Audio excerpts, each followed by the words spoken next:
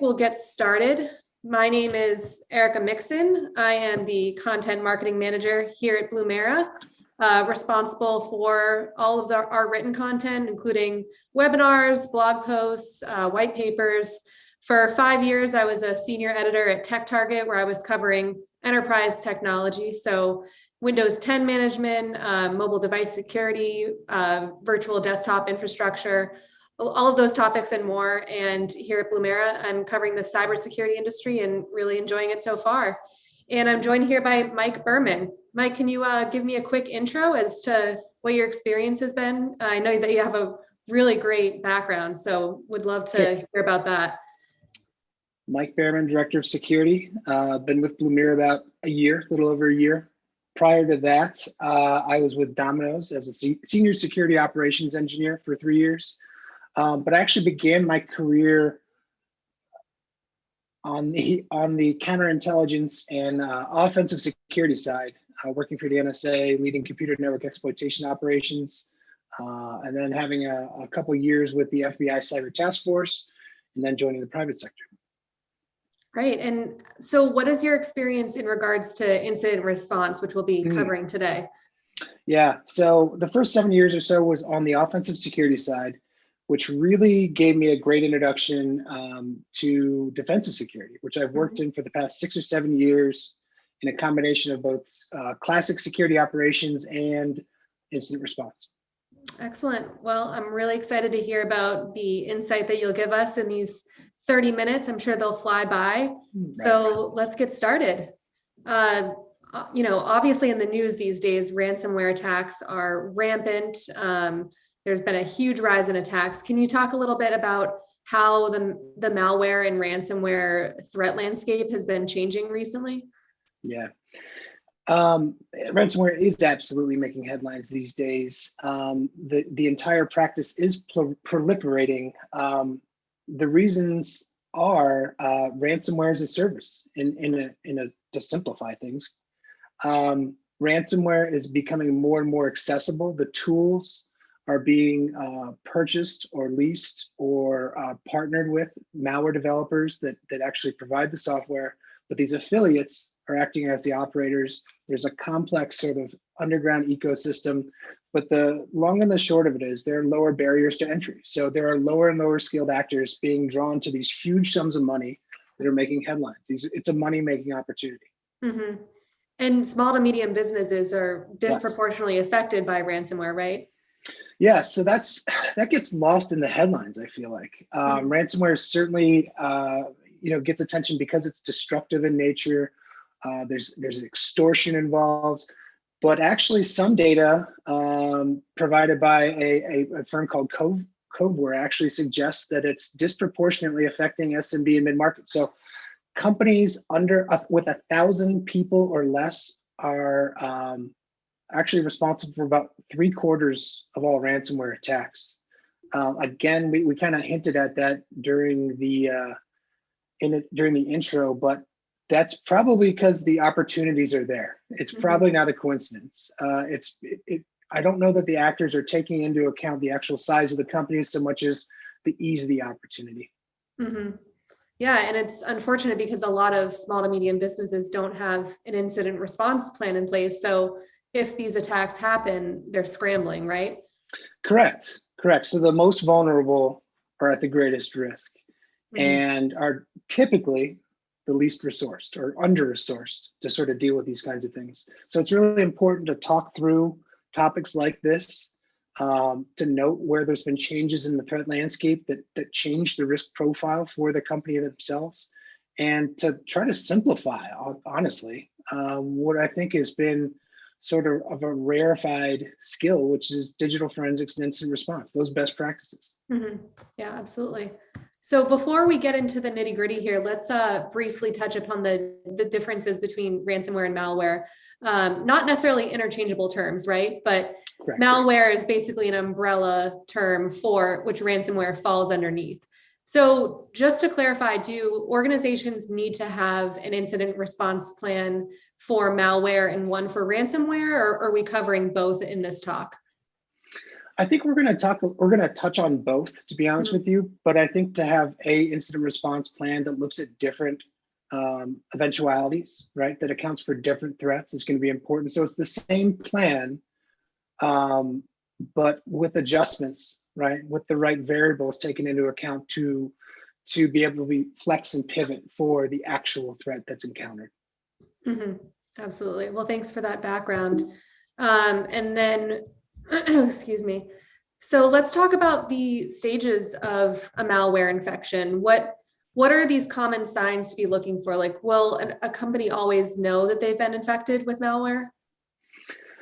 You know, the truth is they won't.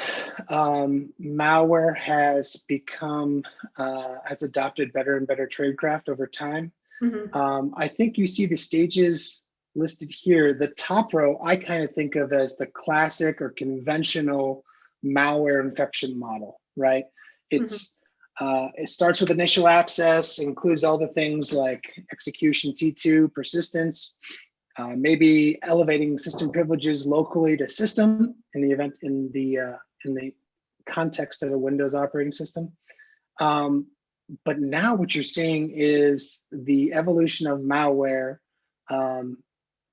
to exhibit characteristics of an actual network intrusion, right? So instead of just stopping at being localized at that escalated privileges level, there are follow-on stages to these things that need to be taken into account. And that's really the thrust of this talk is malware, simple malware, commodity malware, but also ransomware includes all these different stages that need to be taken into account. So whether it feels like it's a contained situation and remediated well, there are still follow-on steps because there are additional behaviors, often very, very subtle ones that require that include things like that network discovery, the lateral movement, which is always represented by a double-handed wrench like that.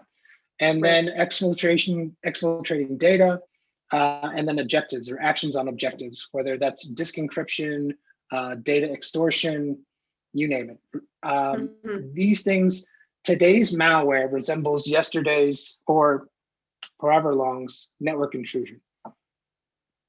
And that's why it's even more important to think specifically about malware when developing an incident response plan, right? Exactly. So I think in the past, I would say the convention is, antivirus is well suited to handle that commodity malware, that virus that's localized, that's, our concerns really don't extend beyond the host themselves. But I think if modern malware is becoming more like a network intrusion, the incident response cycle comes into play too. There's an extra level of diligence and best practices that need to be practiced by organizations of all sizes in order to truly remediate the threat. Yeah, that's a great point. And let's talk a little bit about some best practices for developing incident response plan. And stage 0, as you call it, is preparation. So that's, avoiding a malware infection altogether, right? Which is the ultimate goal. Sure. So what are some things that companies should be doing to prevent this from happening? Sure. I think there's a variety of preventative controls out there that people are aware of, whether it's some sort of anti-phishing ability, antivirus, you name it. Next generation firewalls with some antivirus capabilities baked in. Those are all very important tools. We don't want to overlook those. But what I wanted to foot stomp here is the preparation when things go wrong, because they will. These controls, these preventative controls will fail inevitably for some kind of threat, be it commodity malware, ransomware, a pen test, an actual intrusion.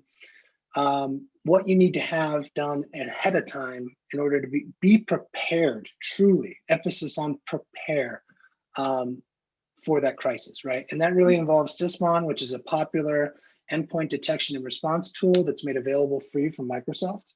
That involves ingesting Windows event logs, which have a wealth of data on a forensic level, and a couple of my own ideas, which are really pre-built reporting.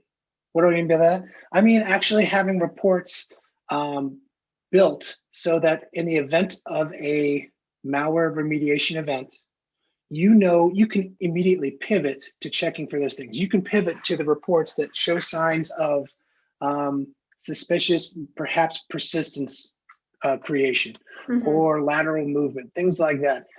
You want to do your best thinking during peacetime, not during the crisis. So if you can prepare that report ahead of time, which is a feature of our product, by the way, dozens and dozens, if not hundreds of actual pre-built reports, you should, right? You want to limit, decision fatigue is real. It's real in incident response too. So if we can prepare and be for some eventualities there, you're all the better. And then lastly, drilling. This is a boring topic, but it's also super important to cybersecurity hygiene. Practice going through these scenarios, practice restoring from backups, practice what your incident response plan is. Step through that, find the holes, get familiar with that process. Again, it should be a familiar process by the time it's a crisis. If you do, you're going to save yourself a lot of time and energy and probably heartache. Just being familiar with that. Yeah, absolutely. And let's say for the sake of the argument that, a company hasn't followed these best practices, that, they're not enabling Sysmon or using pre-built reports, and a malware infection does hit. What are some things that people should be doing in the early stages of that malware infection to really get the threat under control? Absolutely. So it really starts with that detection and analysis stage, as called upon in the incident response cycle that we mentioned. And that can take all sorts of different phases. I mean, obviously, there's this discovery of a seemingly unqualified, or at first unqualified, security event that's unconfirmed. The first thing you want to do is validate that it truly happened. There's nothing more embarrassing for an incident responder than getting your company worked up, your colleagues, your leadership, and so forth, about something that you haven't even confirmed happened. Get 2 sources, get 3 sources, try to validate every single finding, including the fact that something literally happened the way you believe it did. But a couple other things come into play as well. I highly recommend people research the actual malware strain that they think they've encountered. That's important too, because we live in this open industry where people share so much threat intelligence. If you can actually figure out what the hash is of that file that affected you, look that up in something like VirusTotal, figure out the naming structure, figure out some of the behaviors, you're going to be that much more informed about what to do, what to remediate, and how to scope, which is that final step. Hugely difficult, easily the most difficult step in the entire process, I would argue. But figuring out what a particular malware infection has affected. In the past, we talked about the host being the primary environment for that individual piece of malware, right? And so scoping was less important. But because malware now resembles more of a network intrusion, we have a much bigger environment to look over. And so the impact is going to be bigger. So we want to search across our environment to figure out what's been affected, be they particular credentials, hosts, information, that kind of thing. Right. And also needing to hunt proactively for threats is really important too, right? What are some tools that you can use to do that? 2 big ones that we use with our product that I would recommend to anybody are really solid threat intelligence. Threat intelligence can be terrific at pointing out C2 infrastructure that you may not have known was there at all. And I'd also hint on or touch on active defense. And so that's a term that John Strand at Black Hills uses a lot, but it rings true. It involves a number of different technologies, but it basically not unconventional technologies that can help detect a threat with high fidelity. So the most common example of that is something like a honeypot. A honeypot, well placed, blended into your environment, is one of the strongest signals that you can have that there's a real threat. It's not impossible to trip it accidentally and create sort of a false positive, but it's unlikely. And by distributing honeypots at select network segments across your network, places you'd expect people to be, and maybe labeling them in an alluring way for either information or access. If you see people scanning that, trying to authenticate against that kind of server, something's up. And it's high fidelity threat hunting behaviors like that, or practices like that I think are really things that we all need to emulate. Yeah, absolutely. And how does EDR, endpoint detection and response, come into play with threat hunting? EDR is huge. It's literally what's called out in the most recent White House executive order. It's basically a forensic system of record, right? It's taking advantage of usually a Windows API information, something that's happening underneath the surface in your Windows system, to look for network connections, to look for new services that are created, to looking for a host of other things, and capturing those in a nice, digestible way. And so those can be used to find those behaviors that sort of defy threat signatures. So controls are great at signaturing threats and preventing them. Granted, that's good. But so often the threat landscape is becoming dynamic. The malware is becoming more dynamic. It's defying these technologies. That's why you need to see the behaviors that are going on. Having that EDR technology deployed, or soon deploying it soon after experiencing a major malware infection, is super important. It's going to give you that visibility that ultimately gives you the confidence that you've remediated the threat. Absolutely. And I launched a poll a few moments ago asking attendees, which EDR solution are you deploying right now? So feel free to vote on that. I'll keep that up for a little bit longer, but thanks for that insight, Mike. That's extremely helpful. Let's move on to step 2, containment. What are the most important technologies in your mind for this particular step in the incident response lifecycle? So I think there are a couple that spring to mind immediately. Our platform has the ability to perform dynamic block listing, which is super important. So to take an external piece of infrastructure and block that IP address in perpetuity or for a finite period of time. But my favorite one is actually remote host containment. That comes in a number of different technologies and brands. Some of them have it baked into an EDR-like technology, like Carbon Black Defense. Others are standalone capabilities like Absolute, but these are super important in this age of work from home. No longer are all the systems that could be affected by a malware intrusion localized, right? They're not on-prem. They're distributed. They could be on different continents. You need the ability to contain those threats remotely, usually via a cloud-based technology, in order to do that. Yeah, absolutely. Back to the poll for just a moment. I have to end the EDR one because we're launching a new one. But just to go over those results of the endpoint detection response, it looks like the majority, so 33% of attendees are voting semantic. Good amount have CrowdStrike, VMware, Carbon Black, Sysmon, then a couple other people have other. Be curious to know what other EDR tools you have deployed. So feel free to shoot over the comments for that if you'd like to respond and share. And then I have a poll about remote host isolation, whether you're deploying that or not. So I'm going to launch that and feel free to vote. Excuse me for just a moment. There we go. So why is containment becoming more important? You mentioned work from home, Mike. How exactly is the threat landscape changing so that containment is becoming more of a priority?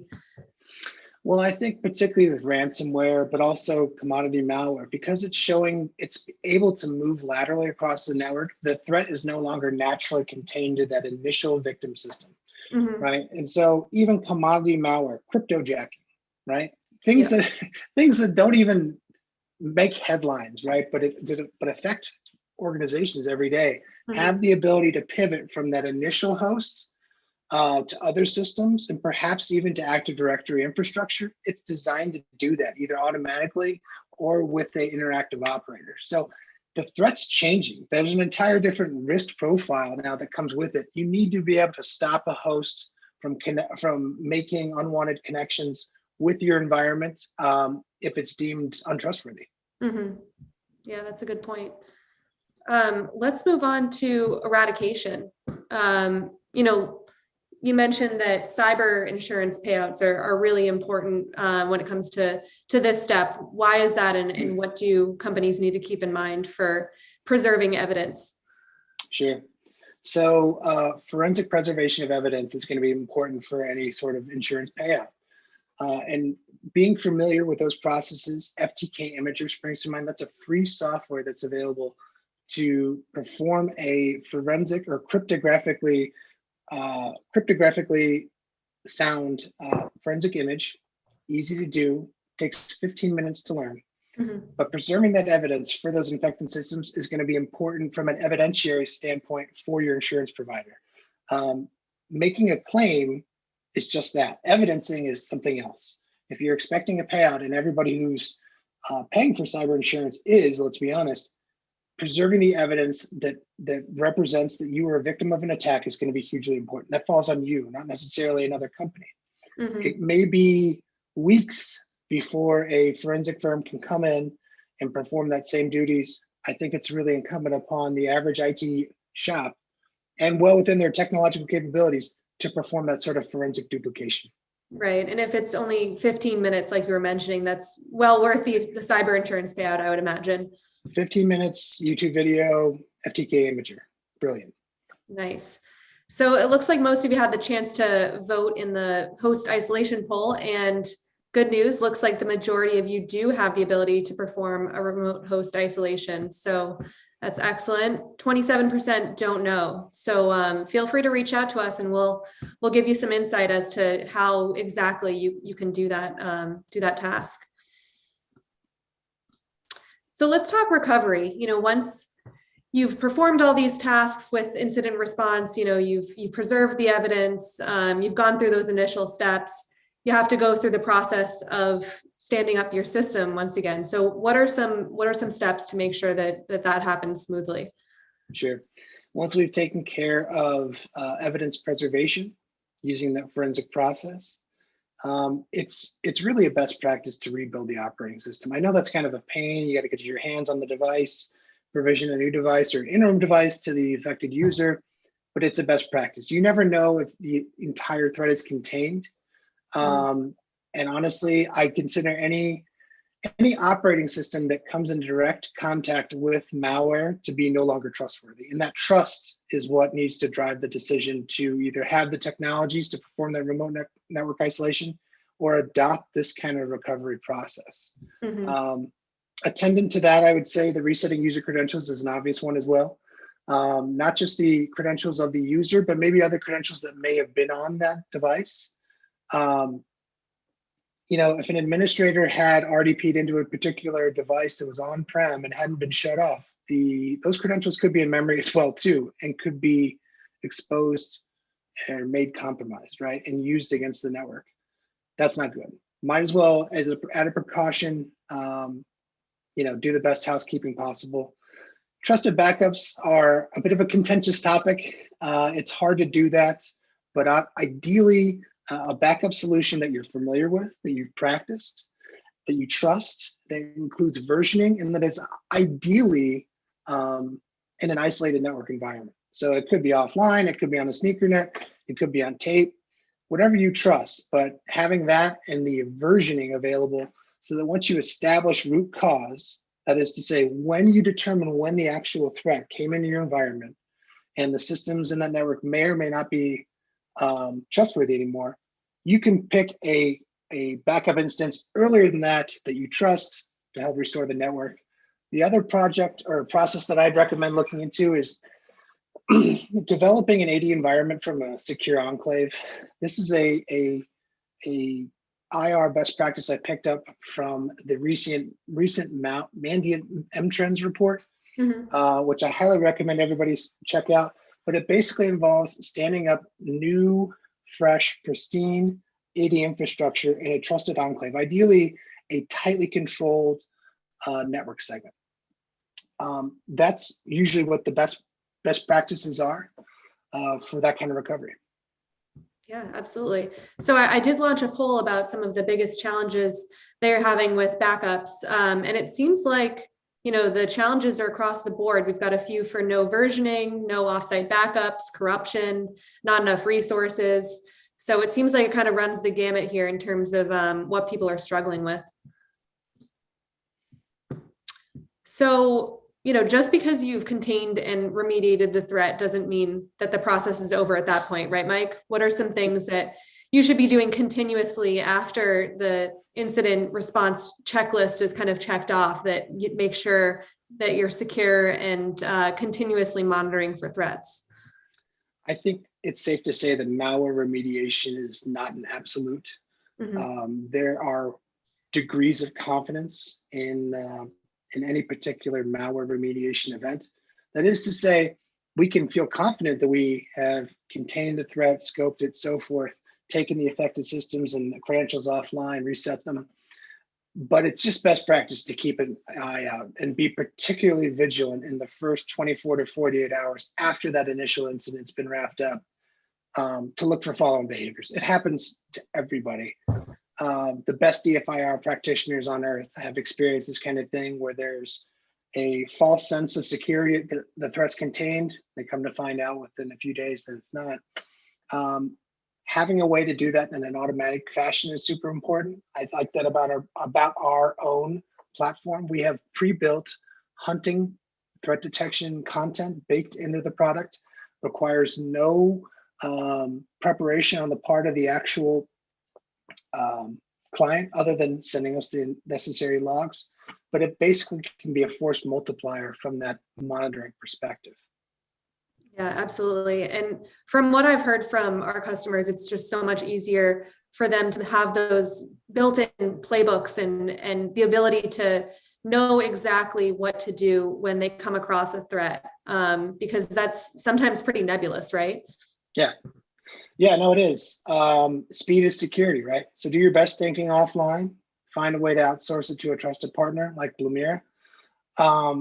But honestly, yeah, that is it. And performing an after action review, which isn't worth foot stomping a whole lot, but I was just talking about this on Twitter with somebody in the past couple hours, but taking every qualified security event as an opportunity to learn for both you as an individual and as an organization or a security program is huge. Training is expensive. We all know that. But on-the-job training can be great. It can surpass anything that can be provided by an educational partner. So take advantage of that. Yeah, that's great advice. And so in terms of Blumira, let's talk a little bit about, exactly how our product works and how that works to identify the steps that an attacker would take to launch a malware infection. Sure. So ultimately, what we're trying to do is simplify the complex process that is security operations, the kind of thing that you're going to lean on in a malware remediation event. Ingesting and integrating all your different technologies together into a single pane of glass, providing real-time alerts. As Erica, as you mentioned, the built-in workflows, which are effectively incident response playbooks, customized for that particular threat. For every single threat finding we make is another huge selling point for us. The ability to talk to somebody and get an extra set of input, maybe for an event interpretation, to get advice about incident management or some other complex zero-day that may be affecting the larger community. Those are all super important things. Great security comes from great software and great relationships. And that's really what Blumira hangs its hat on. Yeah, and that's why it's so nice that we're, a smaller company where we have trusted experts that are, their expertise in security is vast, like yourself. So you have access to all of those security experts at your fingertips, which is such a huge benefit for our customers. Yeah, it's not your average vendor support experience. It's we encourage our clients to talk to us, which is a weird thing. I don't know that many product vendors do that, but we encourage that. The ones that do get the most out of it. And the other thing I'm really proud of is we've designed the team to have all security analysts and security engineers or hunters. I don't have unpaid interns answering these calls, triaging things. Nothing against interns. You got to build experience. We've all been there. But you're going to talk to an expert right away. And that's really important in a crisis. Absolutely. Well, feel free to, vote in the poll whether you want to talk more with us and learn more about how Blumira specifically can help your organization. And also feel free to try a free trial. Our free trial is super easy to set up. You can deploy it in, a matter of hours, and it's really easy to just see that security value come through pretty much immediately. Yeah, little challenge to anybody on the call right now. The reigning record for deployment is 30 minutes for 3+ integrations. So see if you can beat that. If you can get the free trial going and integrate all your technologies in there in under 30 minutes, we'd love to hear about that. Yeah, absolutely. Well, thank you so much, Mike. You've been awesome to talk to, and I've learned so much through talking to you for these 30 minutes. Learned a ton, and hopefully all of our attendees have learned a lot as well. And it's been a great 30 minutes. Thank you so much for joining. Appreciate it, guys. Thank you. All right, and thanks to our attendees as well. Take care.